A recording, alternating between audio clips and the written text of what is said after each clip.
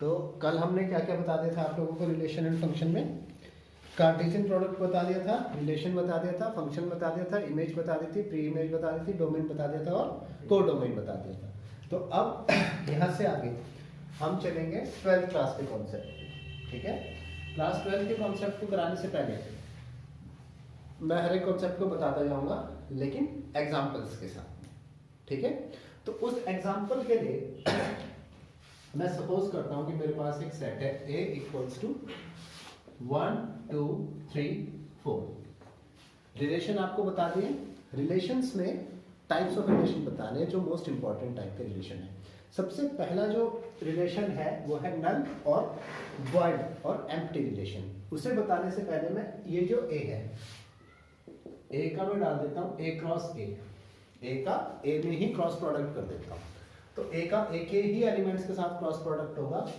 1 का क्या हो जाएगा 1 1 1 2 1 3 1 4 1 5 1 6। अरे 5 और 6 कहां से आ गए? 1 4 हो गया। अब 2 के साथ 2 1 2 2 2 3 2 4 3 1 3 2 3 3 3 4 4 1 4 2 4 3 और 4 4। ठीक है, अब जो पहला रिलेशनशिप है उसे हम क्या कहते हैं? नल और वॉइड और एम्प्टी रिलेशन। नल और वॉइड और एम्प्टी रिलेशन। नल और वॉइड और एम्प्टी रिलेशन। इस टाइप का रिलेशन इस तरीके से होगा कि it is a relation in which ordered pair A B, जिसमें ऑर्डर्ड पेयर ए बी इस तरीके से है। इस टाइप का रिलेशन है कि ऑर्डर्ड पेयर ए बी इस तरीके से है कि ए बी जो है इस तरीके से, मान लो कि मैं इस रिलेशनशिप को ऐसे लिखता हूं A equals to B plus 6 लिख देता हूं। A इक्वल्स टू क्या लिख देता हूं? B plus 6। एक रिलेशनशिप मैंने ले दिया कि हम एक सेट बनाएंगे A equals to B plus 6 where, इस एग्जांपल से देखो, where A belongs to A and B also belongs to A, where A belongs to A and B, ये वाला जो B also belongs to A, कि हमें A और B order pair में कैसे लिखना है, उनके बीच में क्या रिलेशनशिप होना चाहिए? A equals to B plus 6, और ये वाला A B A से बिलोंग होना चाहिए और दूसरा वाला एलिमेंट B भी किससे बिलोंग होना चाहिए? A से ही बिलोंग होना चाहिए। अब मैं A का सबसे B का A और B जो भी दोनों के दोनों किससे बिलोंग कर रहे हैं? A से। ठीक है, तो मैं अगर B की जगह 1 रखता हूं तो पहला एलिमेंट क्या आ जाएगा? 6 प्लस 1 कितना आ जाएगा? 7। मेरी बात समझ में आ रही है? 6 प्लस 1 कितना आ जाएगा? 7। लेकिन वो A जो है वो भी किससे बिलोंग करना चाहिए?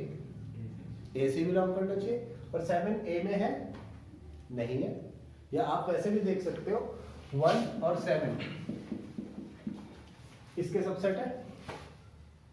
कल यही तो सिखाया था कि रिलेशन जो भी आएंगे वो क्या होंगे? इसके सबसेट होंगे। ऐसे ही अगर मैं 2 रखता हूं भी तो A कितना आ जाएगा?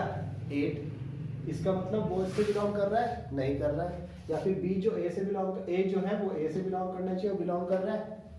नहीं कर रहा है। इसका मतलब अगर मैं ये वाला रिलेशनशिप लगाता हूं तो ऑर्डर्ड पेयर कितने आएंगे? ऑर्डर्ड पेयर का जो सेट आएगा वो क्या आएगा? 5। मतलब ऑर्डर्ड पेयर में कोई भी रिलेशन नहीं आ पाएगा, कोई भी ऑर्डर्ड पेयर नहीं आ पाएगा। तो अगर ऐसा होता है तो इसे क्या कहते हैं? नल, वॉइड और एम्प्टी रिलेशन। नल, वॉइड और एम्प्टी रिलेशन। समझ में आया नल, वॉइड और एम्प्टी रिलेशन? नल, वॉइड और एम्प्टी रिलेशन के बाद दूसरा रिलेशन है यूनिवर्सल रिलेशन। क्या है? Universal relation. यूनिवर्सल रिलेशन को भी मैं एक एग्जांपल से समझा देता हूँ, ये इतने इंपॉर्टेंट नहीं है, समझ में आना चाहिए, ठीक है। a minus b such that absolute value of a minus b greater than equals to 0 for every a belongs to capital A and b belongs to capital A. a minus b क्या आना चाहिए, 0 से बड़ा आना चाहिए। तो देखो कोई भी a और b लेता हूँ, या तो 0 आए या 0 से बड़ा है। अगर मैं रिलेशनशिप बनाता हूँ इनके बीच में 1 माइनस 2 कितना हो जाएगा 1, और 1 माइनस 1 कितना हो जाएगा 0। तो हमारी कंडीशन सब सेटिस्फाई हो रही है, मतलब ये वाला जो सेट है ये सभी के सभी एलिमेंट्स के लिए क्या होगा, सेटिस्फाई होगा। मेरी बात समझ में आ रही है या नहीं आ रही है? वैसे तो ये सभी नंबर्स के लिए क्या हो जाएगा, सेटिस्फाई होगा, क्योंकि दो नंबर्स का सब्ट्रैक्शन और जब उसकी एब्सोल्यूट वैल्यू लेंगे या तो 0 आएगी या 0 से ग्रेटर आएगी, सभी नेचुरल नंबर्स के लिए सेटिस्फाई होगा। मेरी बात समझ में आ रही है यूनिवर्सल रिलेशनशिप की, कि इस रिलेशनशिप को लगाने के बाद जो भी ऑर्डर्ड पेयर आएंगे वो कंडीशन को क्या करेंगे, हमेशा सेटिस्फाई करेंगे। तो ये होता है यूनिवर्सल रिलेशन, और ये होता है नल और वॉइड और empty relation.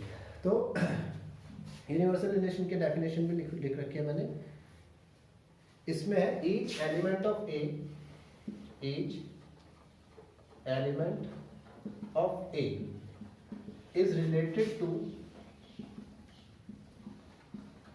every element of B। Null और void में क्या होगा, none of the element of A, none of the element of A is related to any of the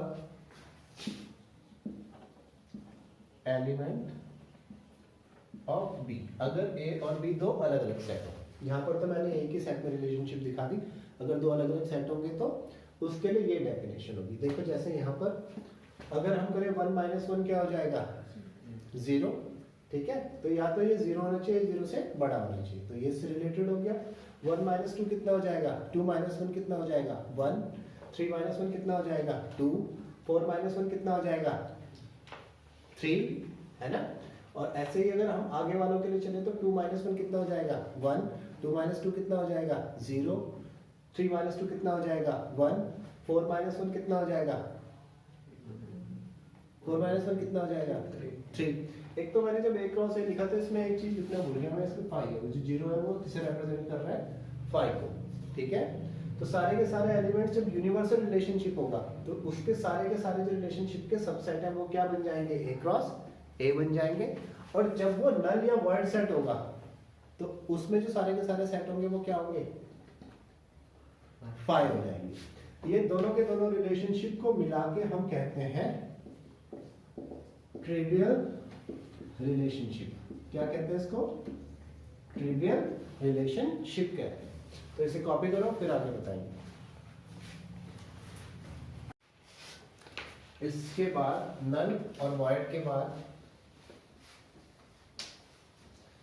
एक और रिलेशनशिप देख लीजिए। ये वैसे ये वाली जो रिलेशनशिप है ये तीनों की तीनों, ये दो और सभी ये इतनी इंपॉर्टेंट नहीं है।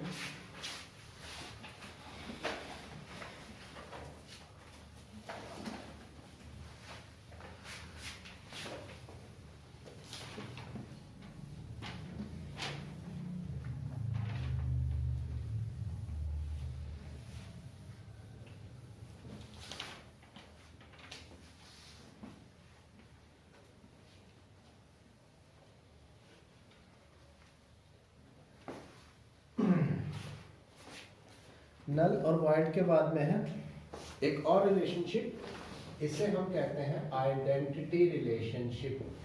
वैसे तो आइडेंटिटी रिलेशनशिप कुछ नहीं होती, आइडेंटिटी फंक्शन होता है, पर कभी कभी आ रहे हैं ऐसे भी क्वेश्चन। आइडेंटिटी रिलेशनशिप क्या कहता है कि if each element of the set A has its own image, अगर हर एक एलिमेंट की if each element of set A has its own image, has its own image, then this type of function, this type of relationship, this type of relationship is known as identity relationship. तो इस type की जो relationship है इसे हम क्या कहेंगे? Identity relationship कहेंगे। For example R is equal to relationship जो है ए डॉट ए, इसमें ऑर्डर पेयर ए बी आने के बजाय क्या आने चाहिए? ए और ए ही आने चाहिए। For every A belongs to A, and जो दूसरे वाला ए है वो भी किससे बिलोंग करना चाहिए? ए से ही बिलोंग करना चाहिए। देखो इसका मतलब क्या है, जैसे अगर हमारे पास ये वाला सेट है 1 2 3 4, तो इसमें किस तरह के एलिमेंट आएंगे? देखो पहला एलिमेंट क्या है इसमें? 1, तो इसका पहला ऑर्डर पेयर आएगा 1 1। दूसरा एलिमेंट क्या है? 2, तो इसमें जो दूसरा पेयर आना चाहिए वो क्या आना चाहिए? 2 2। तीसरा वाला क्या है? 3, तो तीसरे वाला क्या आना चाहिए? 3 3। चौथा क्या है? 4, तो चौथे वाला क्या आना चाहिए? 4 4। इस टाइप का जो रिलेशनशिप होगा जिसमें हर एक एलिमेंट की इमेज भी वो खुद ही होगा, जिसमें क्या होगा?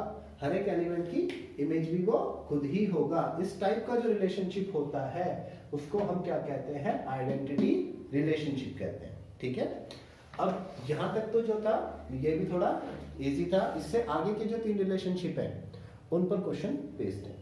इसमें सबसे पहली जो रिलेशनशिप है वो है रिफ्लेक्सिव। क्या है? Reflexive relation. रिफ्लेक्सिव रिलेशन क्या है?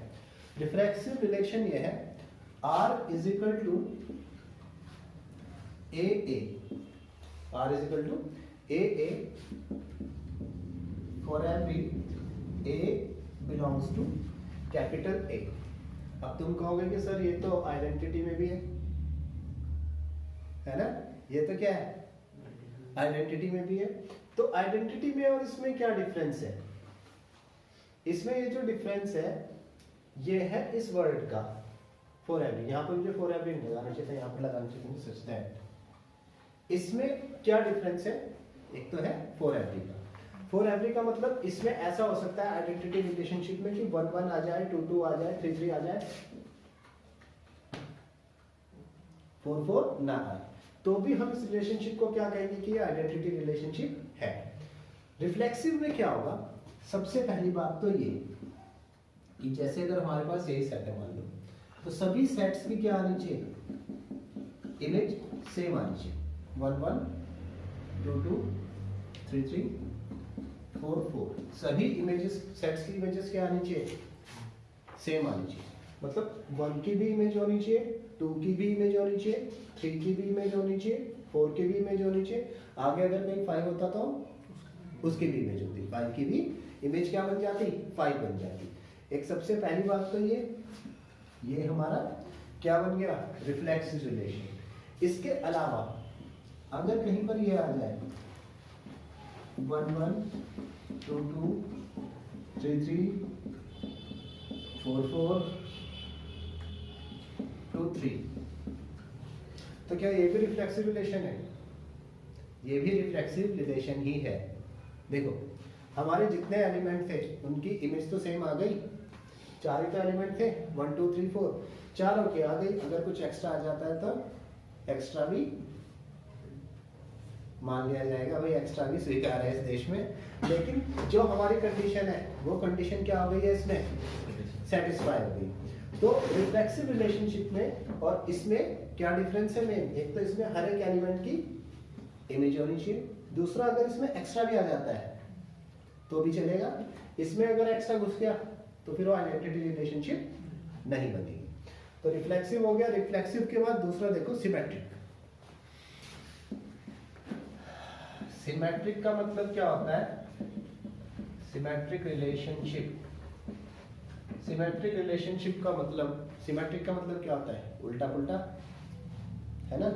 तुमने पढ़ा भी होगा कि this book is symmetric, book के दोनों पेज एक जैसे हैं, समझ में आ रही बात? तो ये जो रिलेशनशिप है ये क्या कह रहा है, if R is such that, कहीं पर रिलेशनशिप इस तरीके से है, आर इक्वल्स टू बल्कि R is such that A1 and A2 कोई भी दो एलिमेंट है, ये बिलोंग कर रहे हैं किसी रिलेशनशिप से, sorry A1 and A2 A से बिलोंग कर रहे हैं, तो A2 और A1 ये भी किससे बिलोंग करने चाहिए, A से ही बिलोंग करने चाहिए। अगर A1 और A2 A से बिलोंग कर रहे हैं तो उसी सेट में क्या होना चाहिए, A2 और A1 भी होना चाहिए, तभी हम इस रिलेशनशिप को क्या कहेंगे, सिमेट्रिक रिलेशनशिप कहेंगे। देखो फॉर एग्जांपल अगर हम कहें सिमेट्रिक रिलेशनशिप में कि कहीं पर हमारे पास एक सेट दिया है, ये है 1 2 2 1 और 1 2 2 1, कोई और ले लो, 1 2 हो गया, 2 1 2 3, तो इसके साथ में क्या होना चाहिए, 3 2 भी होना चाहिए। इसमें ये जरूरी नहीं है कि हर एक एलिमेंट के साथ ही ऐसा हो, एक के सभी एलिमेंटों पर जितने भी एलिमेंट होंगे उनका क्या होना चाहिए, उल्टा भी उसी के साथ होना चाहिए। जैसे 1 2 है तो क्या आएगा 2 1, 2 3 है तो क्या आएगा 3 2, ठीक है, तभी हम कहेंगे कि ये वाला फंक्शन क्या है, सिमेट्रिक फंक्शन है। अच्छा एक चीज देखो, मान लिया हमारे पास में ये एक रिफ्लेक्सिव फंक्शन है, यहीं पर देखो एक रिफ्लेक्सिव फंक्शन है 1 1 2 2 3 3 4 4, इस टाइप से रिफ्लेक्सिव नहीं बल्कि आइडेंटिटी फंक्शन देखो 1 1 2 2 और 3 3, तो एक आइडेंटिटी फंक्शन क्या सिमेट्रिक फंक्शन होगा, सिमेट्रिक रिलेशनशिप होगी, होगी, सीधी सी बात है भाई। 1 1 है, 1 1 का उल्टा क्या होगा, 1 1 ही होगा। 2 2 है, 2 2 का उल्टा क्या होगा, 2 2 ही होगा। 3 3 है, 3 3 का उल्टा क्या होगा, 3 3 होगा। तो कहीं पर भी अगर आइडेंटिटी रिलेशनशिप आ रही है तो वो सीधी सी बात है क्या हो जाएगी, सिमेट्रिक हो जाएगी। लेकिन कहीं पर रिफ्लेक्सिव रिलेशनशिप है तो जरूरी नहीं है कि वो सिमेट्रिक ही बने। देखो इसका एग्जांपल 1 1 है, इसका उल्टा 1 1 भी है, 2 2 है, इसका उल्टा 2 2 भी है, 3 3 है, इसका उल्टा 3 3 भी है, 4 4 है, इसका उल्टा 4 4 भी है, 2 3 है, इसका उल्टा नहीं है। तो ऐसा जरूरी नहीं है कि हर रिफ्लेक्सिव फंक्शन सिमेट्रिक हो, लेकिन ऐसा जरूरी है कि हर एक आइडेंटिटी फंक्शन क्या होगा, सिमेट्रिक फंक्शन होगा। या हर ये फंक्शन होता है एक्चुअल में रिलेशनशिप, तो हर आइडेंटिटी रिलेशनशिप एक सिमेट्रिक रिलेशनशिप होगी। मेरी बात समझ में आ गई? तो यही एग्जांपल से मैंने बता दिया था। सिमेट्रिक रिलेशनशिप के बाद में अगली जो आती है वो आती है ट्रांजिटिव। इससे जो अगली रिलेशनशिप है, रिलेशनशिप थर्ड, ये क्या कहते हैं, ट्रांजिटिव रिलेशनशिप। तो ट्रांजिटिव रिलेशनशिप क्या कहती है हमें,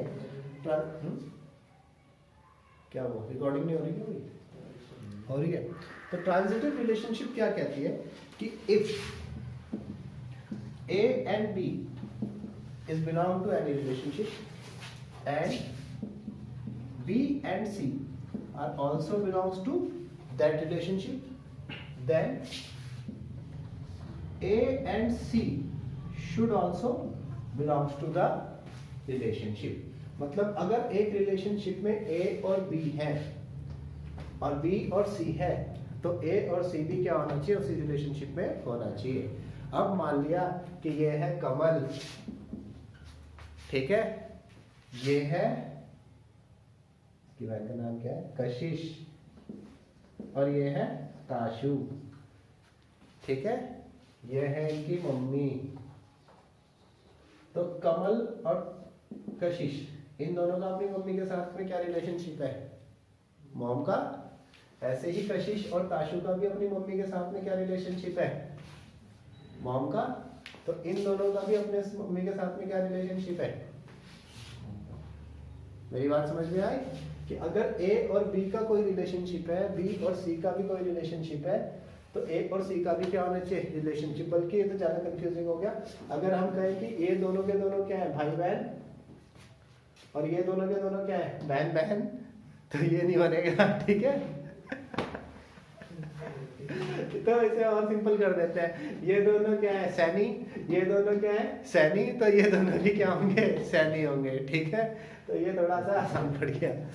तो बात समझ में आई। अगर ए का रिलेशनशिप बी के साथ है, सुनो सुनो सुनो, बी का रिलेशनशिप सी के साथ है, तो ए का रिलेशनशिप भी क्या होगा सी के साथ ही होगा। इसका कोई एग्जांपल देखते हैं, इसका लिखा है मैंने कोई एग्जांपल। हाँ देखो, मान लो कि अगर हमारे पास में कोई एग्जांपल है, इसी से बना देता हूँ, इसी ग्रुप से 1 2 किसी भी चीज से रिलेट होके आगे 1 2 2 3 1 4 4 4 एंड 1 3, ये रिलेशनशिप है मान लीजिए कोई, ठीक है। अब अगर हम इसको देखें तो 1 का रिलेशनशिप किसके साथ है 2 के साथ, और 2 का रिलेशनशिप किसके साथ है 3 के साथ। तो इसका मतलब इसी सेट में क्या होना चाहिए 1 और 3, वो मेरे पास है। समझ में आई बात। अब ऐसे नहीं है कि तुम हमेशा दूसरा ही देखो। 1 का रिलेशनशिप किसके साथ है 4 का रिलेशनशिप किसके साथ है, तो 1 का रिलेशनशिप किसके साथ होना चाहिए, वो भी है और वो पहले वाला ही है। इसमें अक्सर ये गलती हो जाती है, मेन प्रॉब्लम कि अब तुम देखोगे उसे बाहर, मेरी बात समझ में आ रही है, लेकिन बाहर नहीं है वो, इसीलिए। तो इसमें भी हो सकता है, मतलब ऐसा भी हो सकता है A related to B, B related to C, तो वो वापस रिलेशन किस में आ जाए ए में ही आ जाए। मेरी बात क्लियर हो रही है समझ में। इसके अलावा इसमें एक और बात है, जैसे मान लो कि ये 1 2 है, 2 3 है, 1 4 है, 4 4 है, 1 3 है, इसके साथ में 2 और 5 भी आ गया। तो हमें यहाँ तक तो चेक कर ही लिया हमने कि ये कैसा है इक्विवेलेंस रिलेशनशिप है। 2 और 5 और आ गया, 2 और 5 भी आ गया। अब भी ये जो रिलेशनशिप है ये सिमेट्रिक रिलेशनशिप ही होगा। क्यों होगा, क्योंकि 2 और 5 का आगे रिलेशनशिप नहीं है, 2 और 5 का आगे रिलेशनशिप नहीं है। तो अगर रिलेशनशिप नहीं है तो उसे नहीं रहने दो। जितने रिलेशनशिप हमारे बन रहे हैं A related to B, B related to C, जितने भी बन रहे हैं उन सबके सोल्यूशन तो है ना इसमें, इसका सोल्यूशन है ही नहीं। अगर आगे कहीं पर ऐसे होता, 5 तो उसमें है नहीं वैसे, 5 2 और 1 2 और 3 नहीं यूज किया, 2 और 3 भी यूज कर लिया मैंने भाई, 2 और 4 नहीं यूज किया था, 2 और 4 है मान लो हमारे ए से ही हमने किसी तरीके से रिलेशनशिप निकाली और ये क्या बन गया 2 और 4 आ गया। समझ में आ रही है मेरी बात। अब 2 और 4 का तो आगे कोई रिलेशनशिप है ही नहीं, आगे चेक करने के लिए क्या होना चाहिए था 4 भी तो किसी के साथ रिलेटिव होना चाहिए था, तभी तो हम इसका चेक करते। बाकी जितने रिलेशनशिप है वो सबके सब आ चुके हैं। तो इस केस में भी क्या बनेगा, ये सिमेट्रिक रिलेशनशिप ही बनेगा। इस केस में भी क्या बनेगा, सिमेट्रिक रिलेशनशिप ही बनेगा। अब इसी में मैं और बढ़ा देता हूँ, जैसे 1 2 2 3 1 4 4 4 1 3 2 4 4 2, ये मैंने बढ़ा दिया रिलेशनशिप। अब ये सिमेट्रिक रिलेशनशिप है या नहीं है, अब नहीं है। क्यों नहीं है, यहां तक तो मैं चेक कर ही चुका था। अब 2 का रिलेशनशिप किसके साथ है 4 के, और 4 का रिलेशनशिप किसके साथ है 2 के। तो इसका मतलब इसमें एक्स्ट्रा क्या होना चाहिए था 2 2 होना चाहिए था। मेरी बात समझ में आई। अगर अनपेयर्ड रह गया फिर तो कोई दिक्कत नहीं है, क्योंकि उसमें ए और बी है, बी और सी तो है ही नहीं, तो हम रिलेशनशिप चेक नहीं कर सकते, वो तो इक्विवेलेंस ही रहेगा। लेकिन अगर ए रिलेटेड टू बी आ गया, बी रिलेटेड टू सी आ गया उसमें, तो फिर मस्ट है कि ए रिलेटेड टू क्या होना चाहिए सी। मेरी बात समझ में आई। अब इसमें एक ही रह गया, 2 4 और 4 2 तो हो गया, अब 2 2 भी होना चाहिए था, 2 2 यहाँ पर नहीं है, तो इसका मतलब ये ट्रांजिटिव रिलेशनशिप नहीं है। एक और चीज, अगर मान लो हमारे पास ये सिंपल है 1 2 3 4 1 4, क्या ये ट्रांजिटिव रिलेशनशिप है, हाँ ये भी ट्रांजिटिव रिलेशनशिप है। क्योंकि 1 2 है, इसका आगे मैच ही नहीं है। और मैंने कहा था जो मैच नहीं है, जो चेक नहीं हो सकता, उसको इसमें इंक्लूड करना है। ऐसे 2 3 4 है, इसका आगे कोई मैच नहीं है ना, तो मैच नहीं है तो इसके अंदर आएगा। 1 4 है, इसका भी आगे कोई मैच नहीं है, तो ये भी क्या आएंगे, सिमेट्रिक रिलेशनशिप में आएगा। ठीक है, कॉपी कर लो सबको। ये रिलेशनशिप था, ये भी था, इसका से काट लो। सॉरी, ट्रांजिटिव में आएगा, ट्रांजिटिव।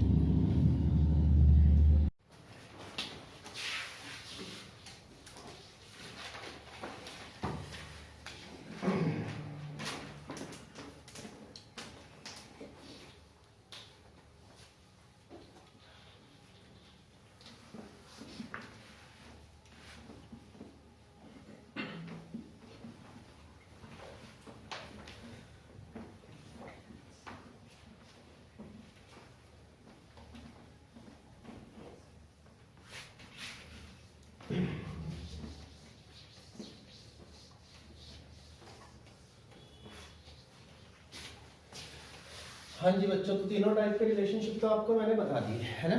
अब बताता हूँ इक्विवेलेंस रिलेशनशिप। इक्विवेलेंस रिलेशनशिप में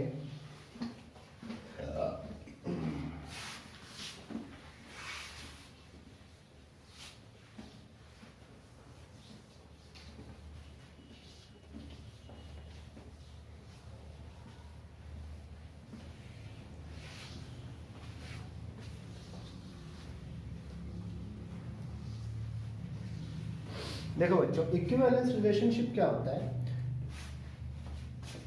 ग्रेडल क्या होता है इक्विवेलेंस रिलेशनशिप।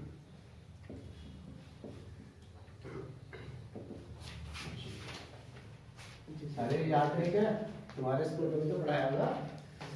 इक्विवेलेंस रिलेशनशिप का मतलब है अगर कोई फंक्शन, ये तीनों के तीनों क्राइटेरिया, मतलब रिफ्लेक्सिव, दूसरा सिमेट्रिक, और तीसरा ट्रांजिटिव।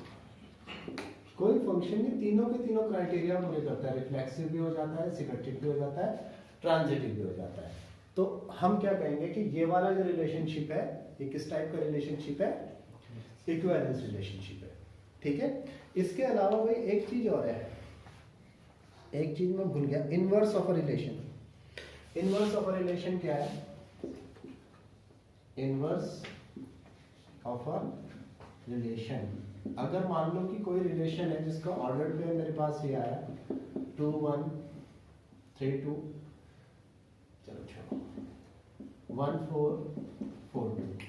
तो अगर मुझे इसका इनवर्स लिखना होगा, inverse of a relation, inverse of a relation का मतलब होगा कि हम ऑर्डर का पेयर क्या कर देंगे, चेंज कर देंगे। मतलब बी को ए की जगह रख देंगे और ए को बी की जगह रख देंगे, तो हमारा इनवर्स ऑफ अ रिलेशन आ जाएगा। यानी 1 2 2 3 4 1 2 4 क्या आ जाएगा, ये इनवर्स ऑफ द रिलेशन आ जाएगा। मेरी बात समझ में आ गई। तो इनवर्स ऑफ अ रिलेशन के लिए भी एक वो बात है कि अगर फंक्शन जो है आइडेंटिटी फंक्शन है, अगर रिलेशन आइडेंटिटी रिलेशन है, तो इनवर्स भी उसका जरूर एग्जिस्ट करेगा। इसके बाद जो है एक और चीज की, अगर कहीं पर if R inverse equals to R है, R inverse equals to R, तो वो फंक्शन क्या होगा, सिमेट्रिक जरूर होगा। वो फंक्शन क्या होगा, सिमेट्रिक होगा। और रिलेशनशिप कैसा रिलेशनशिप होगा, आइडेंटिटी रिलेशनशिप।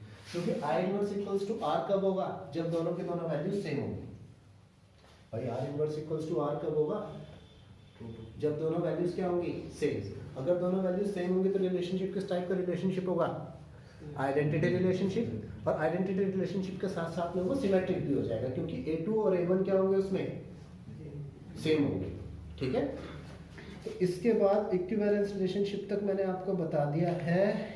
इक्विवेलेंस रिलेशनशिप के बाद में एक इक्विवेलेंस क्लास भी होती है, लेकिन ये थोड़ा बड़ा है, तो जब इक्विवेलेंस क्लास का क्वेश्चन आएगा उसे तभी कराएंगे। अब आ जाओ बुक में। अब ये क्या कह रहा है, क्वेश्चन नंबर 1। क्वेश्चन नंबर 1 मुझे क्या कह रहा है, determine whether the relationships are reflexive, symmetric और transitive। एक सेट मुझे दिया है, a equals to 1 2 3 up to 13 14 और r इक्वल्स टू मेरे पास रिलेशनशिप क्या है कि x y such that 3x minus y equals to 0। तो सबसे पहले मैं इसका ऑर्डर्ड पेयर बना दूंगा। ऑर्डर्ड पेयर बनाने का मतलब है कि x और y की वो वैल्यू जो क्या करे इसको सेटिस्फाई करे। तो पहले मैं रखता हूँ x1 तो y कितना आ जाएगा 3, x रखता हूँ 2 तो y कितना आ जाएगा 6, x रखता हूँ 3 तो y कितना आ जाएगा 9, x रखता हूँ 4 तो y कितना आ जाएगा 12 इसके अंदर ही है। अब x रखता हूँ 5 तो y कितना आ जाएगा 15 इसमें नहीं है हमारे सेट में, ठीक है। तो हमारा जो ऑर्डर पेयर आएगा वो यही आएगा 1 3 2 6 3 9 और 4 12। अब ये क्या कह रहा है कि determine whether the following relationships are reflexive symmetric and transitive. तो रिफ्लेक्सिव है, रिफ्लेक्सिव की सही स्पेलिंग में लिखा था मैं, हाँ भाई तो कैसे ही लिखे लेकिन सही लिखिए।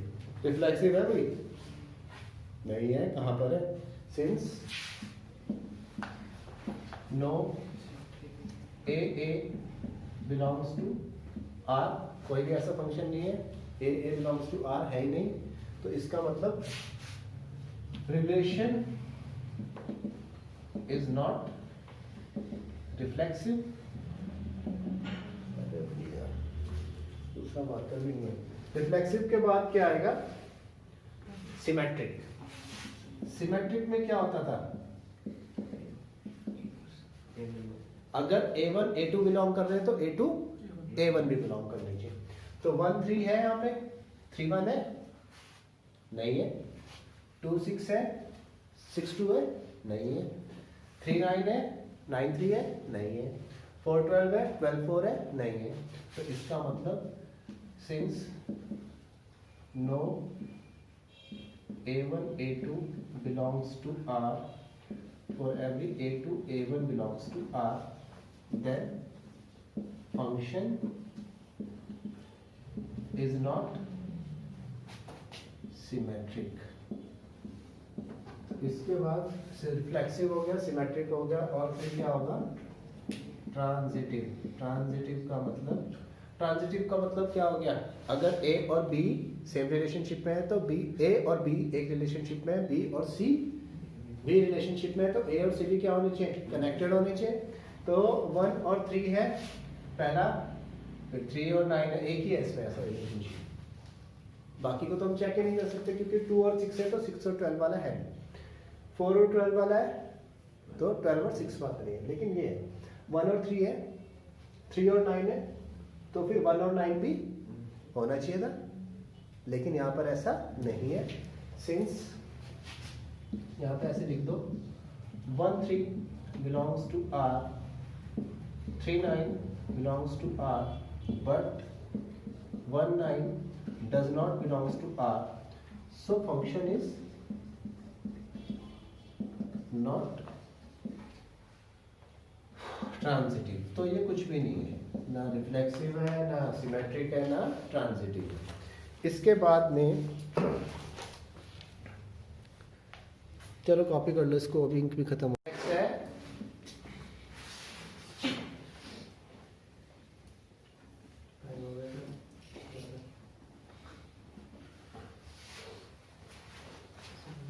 बच्चों 1 मिनट, हाँ ए तो यही है, दूसरा वाला करा लेता हूँ मैं। इसके बाद बच्चों सेकंड और थर्ड आप खुद कर लोगे घर से, सेकंड थर्ड फोर्थ फिफ्थ भी कर लेना यार, फिफ्थ में करा दूंगा, ठीक है।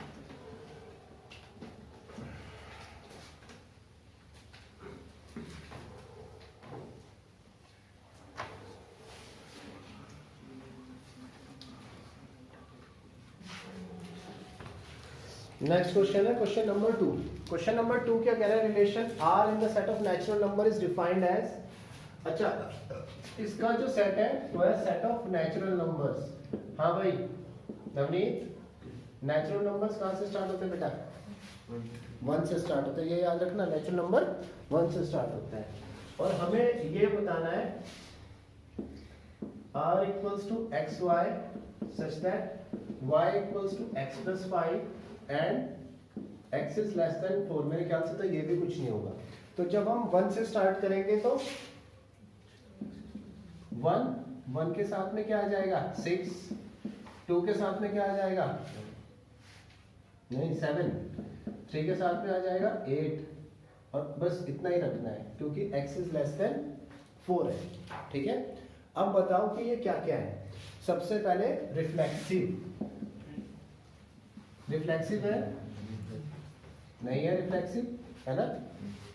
अब दूसरा सिमेट्रिक, सिमेट्रिक है नहीं है। तीसरा ट्रांजिटिव,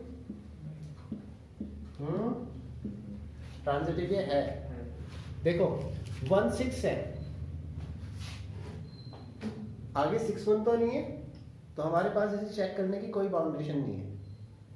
मैंने आपको पहले ही बताया था जिसमें नहीं होगा ए बी है बी सी है तभी चेक करेंगे कि ए सी रिलेटेड है या नहीं है।